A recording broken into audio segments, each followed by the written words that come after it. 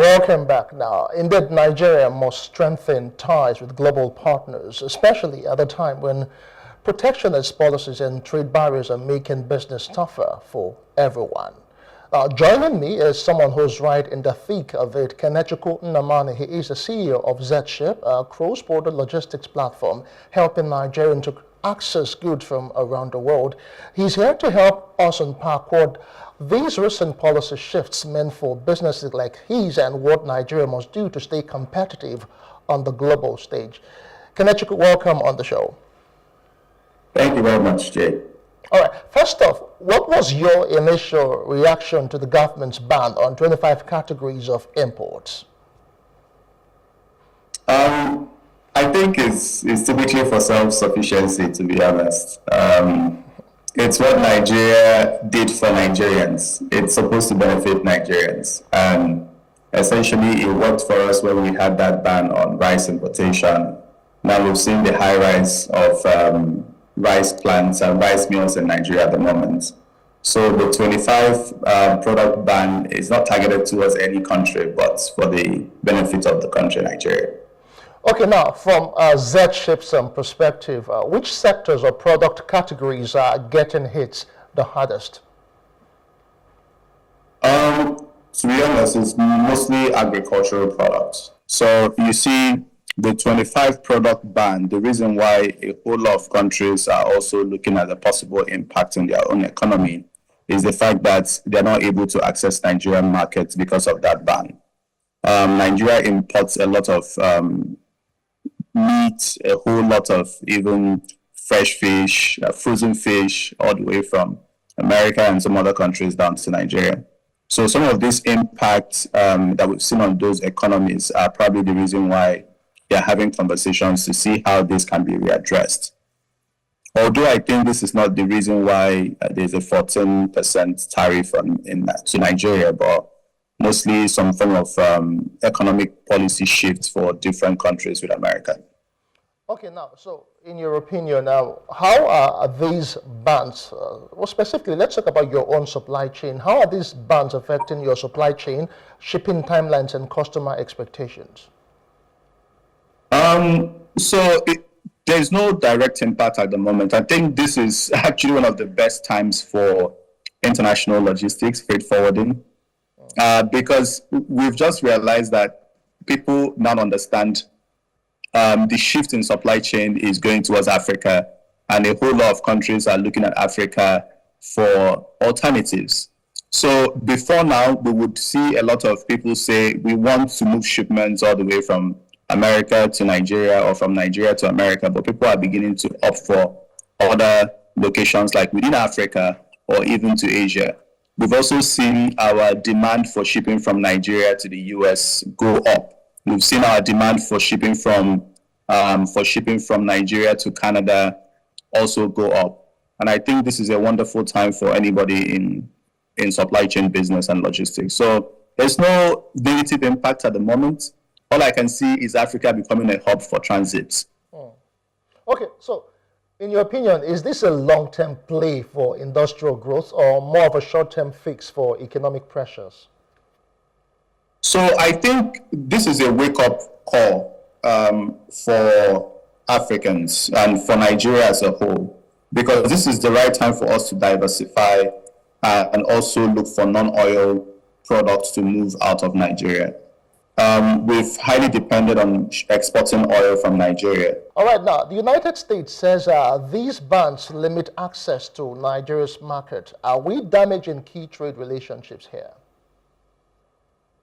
No, so this, I believe you're also referring to the trade rep comments on limiting U.S. products from coming into the Nigerian markets. And it's very clear that this is not targeted towards any country at all.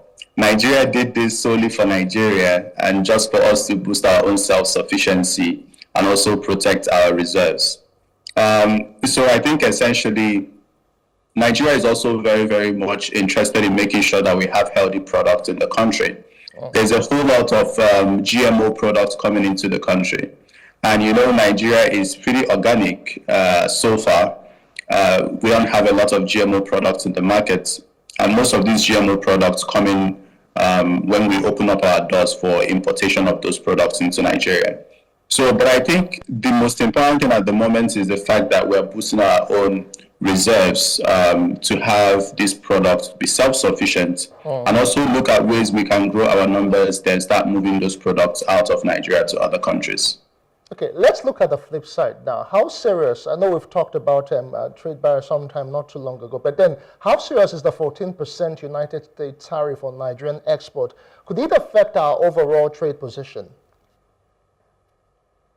So I think if you compare what is going on with other countries and the total percentage of tariff increase for other countries, you realize that Nigeria is still way, in a positive aspect of things, we are still green.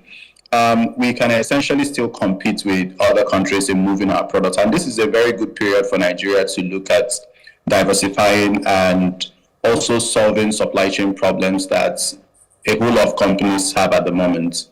Companies are looking for alternatives at the moment, and 14% tariff is still good enough for us to compete with countries like China when it comes to moving our products into the United States. China now has somewhere around 104%. If I'm correct, I think that happened yesterday. And I think essentially 100%, 104% compared to 14% is a huge gap. Our non-oil exports for dry food products moving from Nigeria to the US, it has, in fact, we thought that we're going to see a decline in some of the shipments that we received going to the United States. But I think people are doing a whole lot of panic buying at the moment. We are receiving a lot more inquiries. Our mobile apps are being downloaded with location US. And people are also patronizing African fashion items at the moment as well.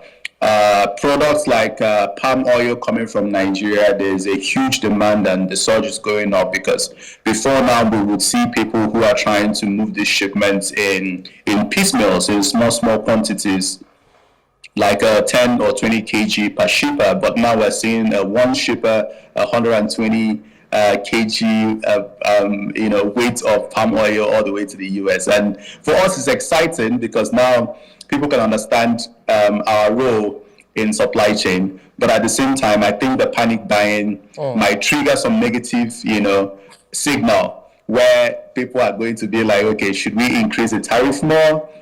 Is this what is going on? Especially because the room for free taxes for commodities coming from Africa, the era has ended, and I think Trump is not looking back when it comes to that. Okay, I know a whole lot of sectors actually hit, specifically the NGX, the capital market was actually hit, losing 659 billion naira in one day. I want to still find out what the signals to local and indeed the foreign investors. So, when this tariff, the announcement was to China, we started having a lot of factories look at alternatives. For example, factories are looking at moving all the way to Africa for them to now start manufacturing here in Africa and shipping out to other countries, especially the fact that it seems that it's a bit more feasible to manufacture out of Africa at this point. It's no longer a thing of logistics, it's now a factor of manufacturing and the cost of manufacturing and tariff as well. Now, you see companies like Shein and Temu that enjoyed certain leverages in penetrating the African market and international market like US. They will start looking for other options because the reason why they were able to do that is because US had this law that if you have a product under $800, you can move in those shipments without having to pay taxes on those shipments. But now it's no longer there.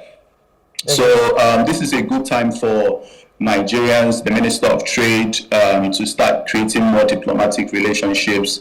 Essentially, I always believe that the best way to actually go about this whole thing is through the sister city models, where you partner with certain cities or certain countries that have need for certain products that you have in abundance. Develop a relationship with them, sign MOUs with them, and make sure that the supply chain for those products are designed in such a way that it benefits both countries. That way, there's a whole lot of conversation that we can successfully get through with if we start deploying the sister city models. Okay, now for businesses like yours, what are the practical ways to stay resilient in this kind of volatile trade environment? I also understand that you've created a new platform. Just walk us through all of that. So, since when we started freight forwarding and we started moving shipments for MSMEs from Africa to the international markets, we've also served a whole lot of international companies. We've served companies from China, helping them penetrate the American and UK markets. We've also helped Nigerians to penetrate the UK market especially. But now we've decided to take it a bit up. Now we have a platform where people can list their businesses so that they get seen by international buyers. This platform is already going viral in China, where Chinese people are looking for alternatives at the moment. And they are listing their businesses on our platform so that buyers in Europe, buyers in Canada, buyers in Africa can see them. But our major aim is to actually take Africa out there. We are even, making discounts. We are partnering with different agencies to make sure that Nigerians take advantage of it. We've even gone as far as creating models where we ship for free for some African businesses that we think have very huge demand. We sometimes load containers and ship all the way to UK, store in our warehouse and create a sales on return model for them. So whenever they get paid, then they can pay for storage services. We've done a whole lot on this platform, and at this particular point in time, all we're trying to do is to scale for more stickability, scale for more adaptability, and to scale for Nigerians and Africans to see this is our time. This is time we can actually penetrate these Western markets easily. Okay, as we round off now, if you had a seat at the economic management team's table, what would you be recommending to soften the blow of these trade tension? Because most people are seemingly not really at ease with all that is going on right now, just globally, really. To be honest, the tension is about diplomacy. It's about shaking hands. It's about developing friendships. Okay. I know essentially you cannot just sit back there and connect with a particular country and have some of these things being worked out only via the media. So I'm a very, very big advocate for sister city relationship. I have very good use of Russian and Chinese language, and these are very important trade countries. And what I will essentially do would be to create city by city relationship, merge state by state, merge local government by local government, because this is a very, very evident model that China has used in creating in improving their economy. They take it city by city, local government by local government, and partner city by city with international counterparts. And in that way, it's very, very easy for you to actually meticulously grow your economy and see that if you want to export, if you want to import, there's already an agreement set aside. All right, thank you so much, Kenechukwu, for those insightful contributions. We do appreciate your time. That's as much as we can take, but it is clear that Nigeria's path to economic growth must be balanced with smarter engagement in global trade. We can't afford to isolate ourselves. Economic diplomacy isn't just an option anymore, it is a necessity. I am Justin Akadonye. Thank you for watching Business Insights. Let's keep the conversation going on all our social media platforms. See you again next time.